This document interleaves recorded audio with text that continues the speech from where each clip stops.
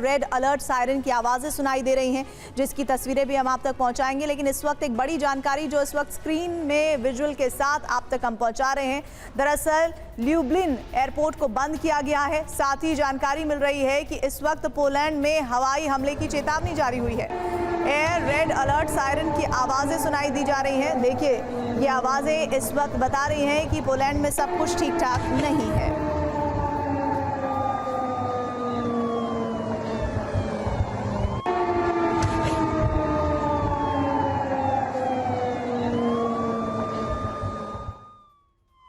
बड़ी खबर आ रही है, पूर्वी पोलैंड में भी हवाई हमले की चेतावनी। पोलैंड का ल्यूब्लिन एयरपोर्ट बंद किया गया है। इस एयर रेड अलर्ट के बाद जानकारी मिल रही है कि पोलैंड का ल्यूब्लिन एयरपोर्ट बंद हुआ है।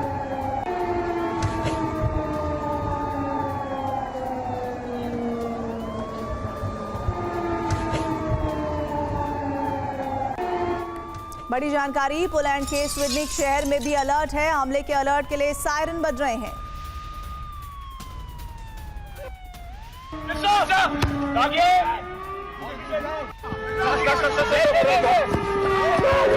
एक तरफ फुटबॉल मैच चल रहा है, वहीं दूसरी तरफ आपको एयर सायरन सुनाई दे रहे होंगे। ये बड़ी तस्वीर पोलैंड से सामने आई है। सायरन जैसे ही सुनाई पड़े उसके बाद मैच को रोकना पड़ा। सीमा पर रूस बेलारूस का सैन्य अभ्यास होने की भी जानकारी मिल रही है। पोलैंड इस वक्त अलर्ट पर है। फ्रांस ने सहयोगी देशों में तैनात किए हैं राफेल, इस तरह की भी इंफॉर्मेशन मिल रही है।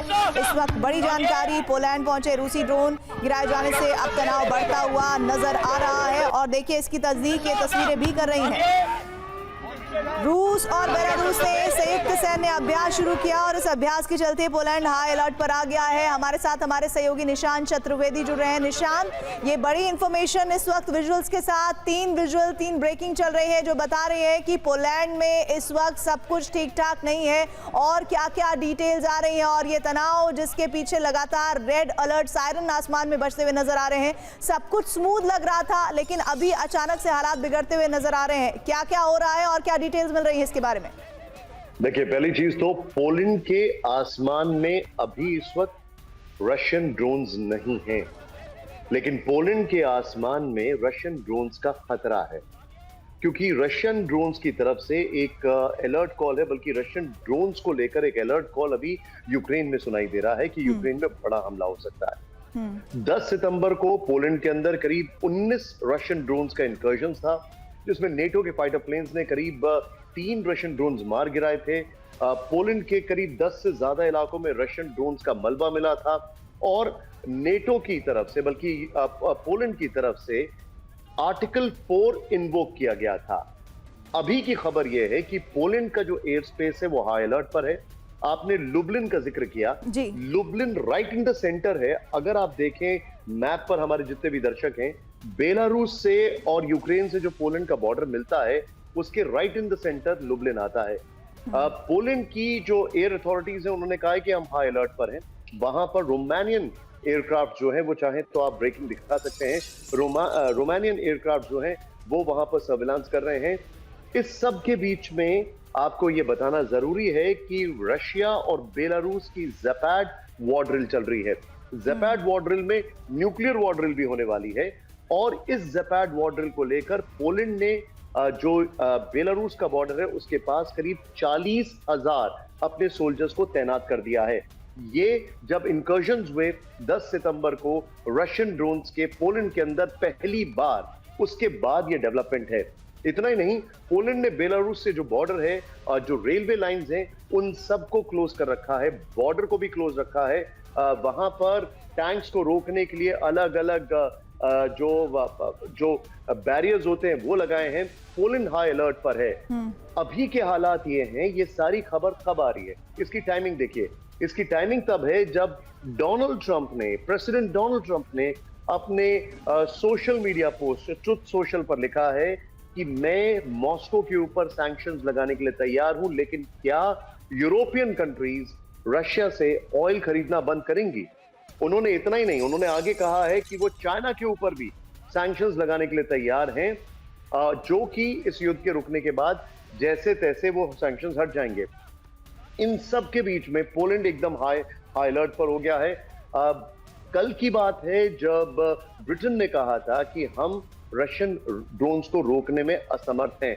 आपको यह भी एक बैकड्रॉप बताना जरूरी है कि अगर आप इन नंबर्स एनालाइज करें तो नेटो के फाइटर प्लेन्स या नेटो की एयरफोर्स रशिया की एयरफोर्स से ज्यादा मजबूत इन टर्म्स ऑफ नंबर्स साफ दिखाई देती है। लेकिन फिर भी रूस के जो ड्रोन्स हैं वो पोलैंड के अंदर चले गए थे और उनको मार गिराया गया था कुछ ड्रोन्स को, जिसके ऊपर डोनाल्ड ट्रंप ने कहा, कल का उनका स्टेटमेंट है कि ये शायद ये गलती से हो गया था। जी, मैं निशांत रोक रही हूँ। इस वक्त आपको एक बड़ी जानकारी आ रही है। पोलैंड के वरिष्ठ अधिकारियों ने एक बहुत बड़ा दावा कर दिया है। बॉर्डर के पास रूसी ड्रोन देखे गए हैं और इसी वजह से पोलैंड में इस वक्त अलर्ट किया गया है, सायरन बज रहे हैं, बॉर्डर पर फाइटर जेट्स तैनात किए गए हैं। ये बड़ी जानकारी आ रही है।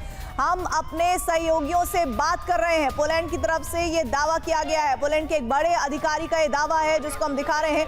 दरअसल F-16 ने पेटेस्टी एयरबेस से जानकारी मिल रही है कि वहां से उड़ान भरी है और रोमानिया एयर स्पेस में घुसे हैं रूसी ड्रोन। इस बात की इंफॉर्मेशन आ रही है। रोमानिया एयरफोर्स ने ड्रोन को गिरा दिया है, ये भी इंफॉर्मेशन आ रही है। साथ ही साथ जानकारी एक और मिल रही है जो लगातार बता रही है कि इस वक्त पोलैंड के आसमान में रेड अलर्ट सायरन बज रहे हैं। इस बीच एक और बड़ी जानकारी, पोलैंड में अटैक के बाद जेलेंस्की का बड़ा स्टेटमेंट। देखिए, अटैक के अलर्ट पर, आई विल करेक्ट, पोलैंड में अटैक के अलर्ट पर बोले हैं जेलेंस्की। अटैक के अलर्ट को लेकर जेलेंस्की का स्टेटमेंट, पुतिन पोलैंड के साथ युद्ध में उतर गए हैं। रूसी ड्रोन पूरे यूरोप के लिए खतरा है, रूसी ड्रोन यूरोप तक मार कर सकते हैं, ये बड़ी जानकारी आ रही है। लेकिन निशांत, एक बड़ी इंफॉर्मेशन ये है कि जेलेंस्की क्या इस बात को कंफर्म करने की कोशिश कर रहे हैं कि पोलैंड के साथ रूस ने युद्ध छेड़ दिया है, या क्या इंडिकेशंस है जेलेंस्की के इस स्टेटमेंट के?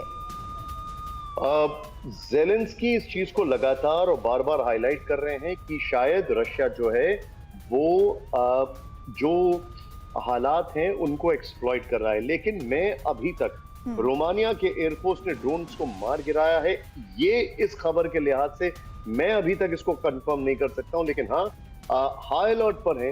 रोमानिया का जो एयरक्राफ्ट है, जो उनके फाइटर प्लेन्स है, वो आसमान में है। पोलैंड की अगर बात की जाए तो वहां पर भी हाई अलर्ट है।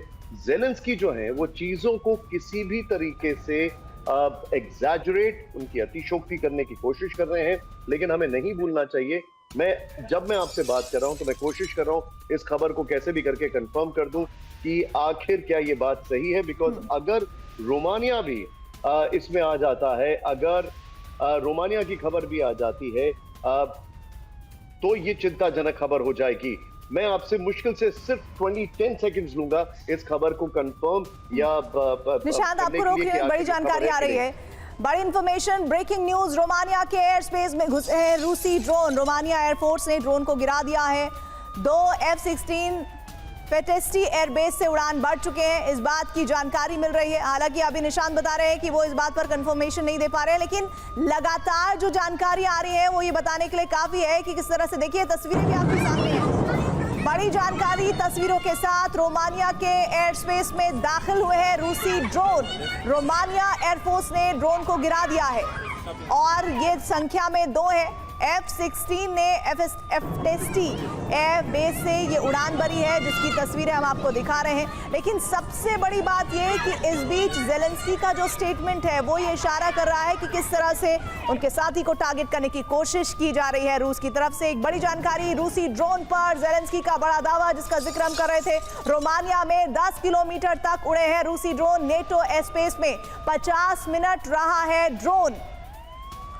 और ऐसे में अब क्या ये माना जाए कि ये युद्ध का एक्सटेंशन है, इसको लेकर क्या अमेरिका का स्टैंड है वो भी हम आपको बताएंगे। लेकिन बड़ी तस्वीर इस वक्त आपके सामने, नेटो एयर स्पेस में 50 मिनट रहा है ड्रोन और हमारे साथ निशांत जुड़े हुए हैं। निशांत, ये बताइए कि जो जेलेंस्की दूसरा दावा कर रहे हैं कि किस तरह से अब नेटो कंट्रीज को लेकर रूस का जो अग्रेसिव रुख है वो और ज्यादा स्ट्रांग होता नजर आ रहा है, क्या आपको लग रहा है कि ये मोमेंट इस युद्ध का एक्सटेंशन है? खबर को कंफर्म करूंगा कि रोमानिया, यानी कि एक और हम बात कर रहे हैं 3 दिन में दूसरे नेटो कंट्री के एयर स्पेस को रशियन ड्रोन्स ने वायलेट किया है।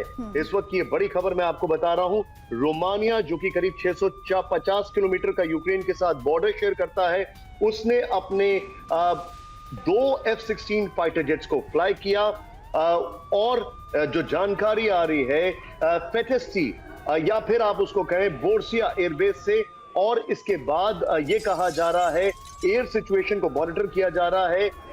जानकारी ये आ रही है कि रशिया ने एयर अटैक किया था दानूबे के पास यूक्रेन में, और वहां पर उसके कुछ जो ड्रोन्स हैं उन्होंने रोमानिया के एयर स्पेस को वायलेट किया। लेकिन यह भी कंफर्मेशन है कि रोमानिया का कोई भी आबादी वाला इलाके में ये ड्रोन्स नहीं देखे गए हैं। I repeat, I reiterate, Romania के कोई भी आबादी वाले इलाके में ये ड्रोन्स नहीं देखे गए हैं।